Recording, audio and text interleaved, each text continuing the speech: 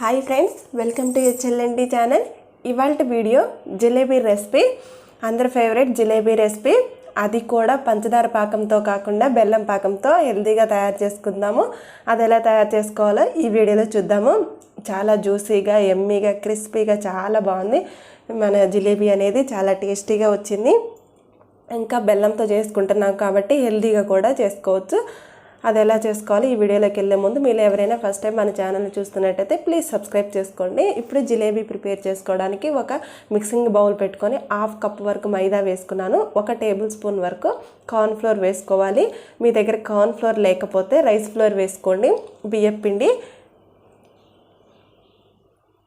1 pinch baking soda వేసుకోవాలి. 2 table spoon వరకు పెరుగుని వేసుకోవాలి. మీ దగ్గర ఎంత పుల్లగా ఉంటే పెరుగు ఆ పెరుగుని వేసుకోండి, పుల్లగా ఉండే పెరుగుని.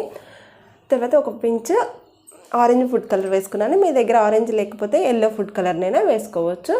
ఇప్పుడు వీటన్నిటిని కలుపుకొని కొద్దిగా వాటర్ వేసుకొని కలుపుకోవాలి. ఎక్కడ లమ్స్ అనేవి లేకుండా, మన గడ్డలు అనేది లేకుండా పెరుగు కూడా బాగా కలిసేటట్టు ఎక్కువసేపు కలుపుకోండి. అది కూడా వాటర్ కొద్దిగా వేసుకుంటూ కలుపుకోండి. ఒకేసారి వాటర్ వేసుకుంటే మనకి ప్యాటర్న్ అనేది లూజ్ అయిపోతుంది. అలా కాకుండా సెమీ థిక్ కన్సిస్టెన్సీ ఉంచేలాగా కలుపుకోండి. కొంచెం ఎక్కువసేపు కలుపుకుంటే మనకి ప్యాటర్న్ అనేది రెడీ అవుతుంది.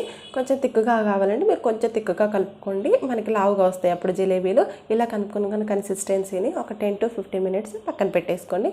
ఇప్పుడు పాకం ప్రిపేర్ చేసుకోవడానికి ఒక ప్యాన్ పెట్టుకొని 1 కప్ వరకు బెల్లాన్ని వేసుకున్నాను. 1/2 కప్ వరకు వాటర్ వేసుకొని మీడియం ఫ్లేమ్లో బెల్లాన్ని మొత్తం కరిగించుకోవాలి. బెల్లం కరిగిన తర్వాత మన స్టవ్ అనేది సిమ్లో పెట్టుకొని ఒక 5 to 7 minutes అనేది కుక్ చేసుకోవాలి పాకాన్ని. అలా అయితే మనకు జస్ట్ అతుక్కుంటుంది పాకం. మనకేమీ తీగ పాకం అవసరం లేదు, అతుక్కుంటే సరిపోతుంది పాకం. మీరు బెల్లం ప్లేస్లో పంచదార తీసుకుంటే 1 కప్పు పంచదార, 1/2 కప్పు వాటర్ వేసుకోండి. మన పాకం అనేది చల్లారిన తర్వాత కూడా చిక్కబడకుండా ఒక 1/2 టేబుల్ స్పూన్ వరకు లెమన్ అనేది పిండుకున్నాను. లెమన్ జ్యూస్ని వేసుకోండి. కొంచెం అతుక్కున్న తర్వాత మన పాకాన్ని స్టవ్ ఆఫ్ చేసుకొని పక్కన స్టవ్లోకి షిఫ్ట్ చేసుకోవాలి. తర్వాత మనం ముందుగా ప్రిపేర్ చేసుకున్న ఈ జిలేబీ ప్యాటర్న్ని మీ దగ్గర సాస్ బాటిల్ ఉంటే సాస్ బాటిల్ లేకుంటే పాల కవర్ ఉంటుంది కదా, పాల కవర్ని నీట్గా వాష్ చేసుకొని ఆరబెట్టుకోండి. తడి లేకుండా ఆరబెట్టుకున్న తర్వాత ఇలా ఒక గ్లాస్లోకి తీసుకొని ఈ ప్యాటర్న్ అనేది ఈ గ్లాస్లో పోసుకోండి.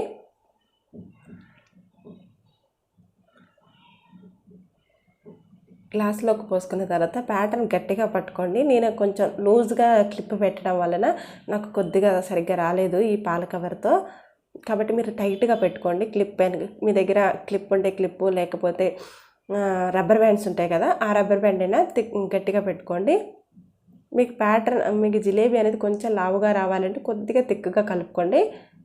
ఇలా పోసుకున్న తర్వాత పాల కవర్లో హోల్ అనేది చిన్నగా పెట్టండి. చిన్నగా పెడితే మనకు సన్నగా వస్తే, కొంచెం ఎక్కువ పెట్టుకుంటే మనకి జిలేబీ లావుగా వస్తాయి. అలా చూసి మీరు పెట్టుకోండి ఓలు. నేనైతే సన్నగా రావడం కోసం పెట్టుకున్నాను.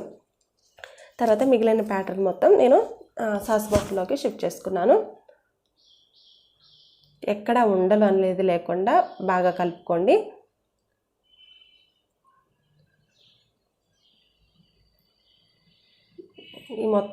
మిగిలిన మొత్తాన్ని కూడా నేను సాస్ బాటిల్లోకి షిఫ్ట్ చేసుకున్నాను.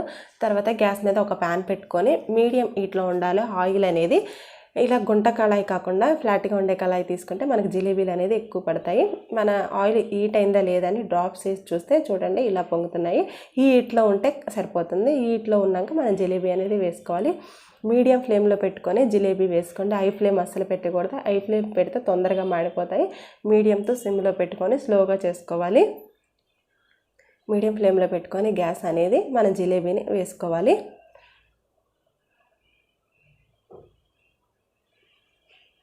మీకు ఎంత సైజు కావాలో ఆ సైజు చూసుకొని వేసుకోండి.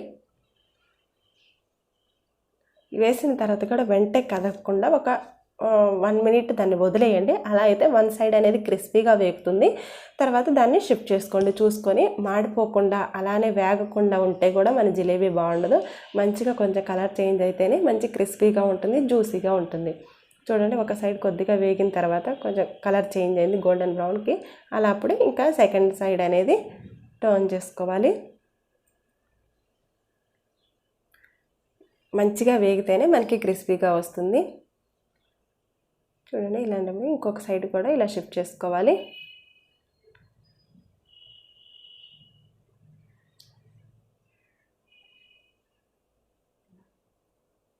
స్టవ్ని అడ్జస్ట్ చేసుకోండి. హైలో పెట్టుకుంటే అసలు మన జిలేబీ అనేది రౌండ్ షేప్ అస్సలు రాదు. మీడియం ఫ్లేమ్లో పెట్టుకోండి.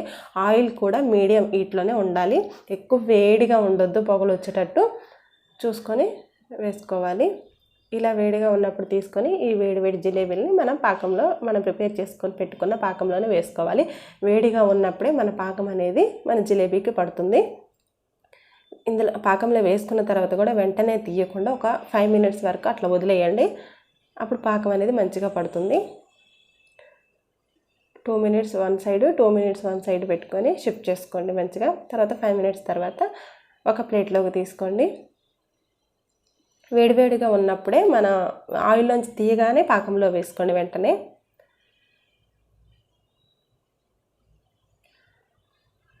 బెల్లంతో చేసుకున్నాక హెల్తీగా, చాలా కలర్ఫుల్గా, చాలా జ్యూసీగా, టేస్టీగా వచ్చాయి. మీరు తప్పకుండా ట్రై చేయండి ఫ్రెండ్స్.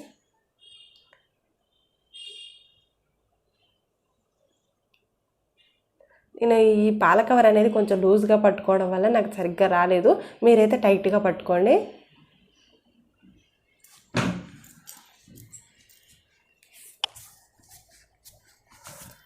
తర్వాత మిగతా పిండిని కూడా నేను ఇలా జిలేబీలాగా ఒత్తుకున్నాను.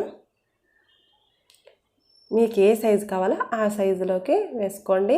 అసలు మాడకుండా క్రిస్పీగా వచ్చిన తర్వాత చూసి పాకంలో అనేది వేసుకోండి. మిగతా అన్ని జిలేబీని నేను ఇలానే ప్రిపేర్ చేసుకున్నాను. మీ దగ్గర పెరుగు లేకపోతే నిమ్మరసాన్ని కూడా వేసుకోవచ్చు. నిమ్మరసాన్ని వేసుకొని కూడా చేసుకోవచ్చు. ఇంకా మనం కార్న్ఫ్లోర్ వేసాం కదా, అవి కూడా క్రిస్పీగా ఉండడానికి బాగుంటుంది. ఈ వీడియో మీకు నచ్చిందని అనుకుంటున్నాను ఫ్రెండ్స్. మీరు ఎవరైనా ఫస్ట్ టైం చూస్తున్నట్టయితే మన ఛానల్ని సబ్స్క్రైబ్ చేసుకోండి. వీడియోస్ నచ్చితే లైక్ చేయండి, షేర్ చేయండి, కామెంట్ చేయండి.